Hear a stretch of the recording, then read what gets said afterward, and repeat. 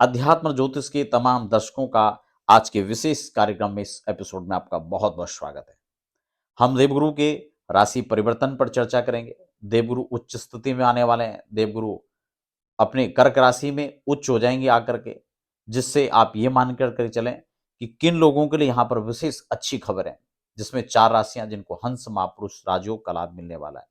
आपका विवाह, कैरियर, संतति, प्रॉपर्टी, अगर किसी प्रकार के मुकदमे, स्वास्थ्य की प्रॉब्लम चल रही है, नौकरी को लेकर के आप चिंतित थे, व्यवसाय को लेकर चिंतित थे, जो रुके हुए कार्य थे, उनको यहाँ पर पूरे होने के पूर्ण संकेत, एक अच्छी खबर है। नए दर्शक हैं तो फटाफट चैनल को सब्सक्राइब कर लीजिए, बेल आइकन साथ में प्रेस कर लीजिए, ताकि आने वाली अध्यात्म, ज्योतिष, वास्तु, तमाम प्रकार की जो इंफॉर्मेटिव चर्चाएं होती हैं, उसकी संपूर्ण जानकारियां आपको समय समय पर प्राप्त हो।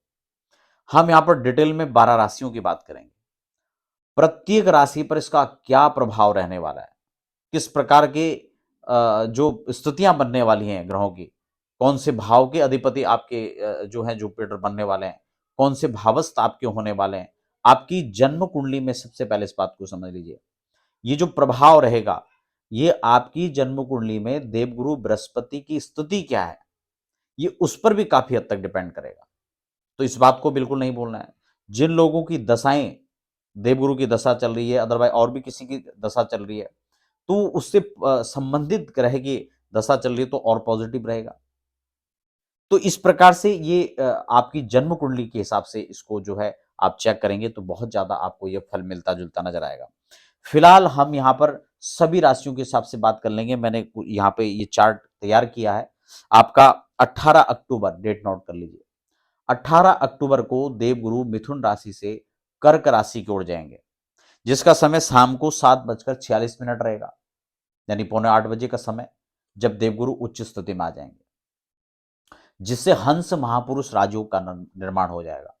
लेकिन ऐसा नहीं है कि ये राजयोग सबकी कुंडली में बनेगा, ये उन विशेष 4 राशियों पर बनेगा, लेकिन उच्च स्थिति का लाभ तो सबको मिलेगा। तो ऐसी स्थिति में हम प्रत्येक राशि पर चर्चा करेंगे, और इस राशि क्रम में हम तुला राशि के लिए इस गोचर काल को समझ लेते हैं। आपका तृतीय और षष्ठेश होकर के दसम भाव पर चले जाएंगे। सबसे पहले तो तुला राशि वालों को इस बात की बधाई तो बनती है कि उनके लिए हंस महापुरुष राजू का लाभ उनको मिल रहा है। बहुत अच्छा इस गोचर का आप लाभ ले सकते हैं। द्वितीय और चतुर्थ भाव पर इसकी दृष्टि भी रहने वाली है, साथ ही पंचम भाव पर भी दृष्टि रहने वाली है। आप एक चीज समझ करके चलें कि अगर कुटुंब से संबंधित कोई समस्याएं चल रही थी, परिवार से संबंधित कोई समस्याएं चल रही थी, या प्रॉपर्टी जो पारिवारिक प्रॉपर्टी उसको लेकर कोई विवाद चल रहा था, तो यहां पर खत्म हो जाएगा।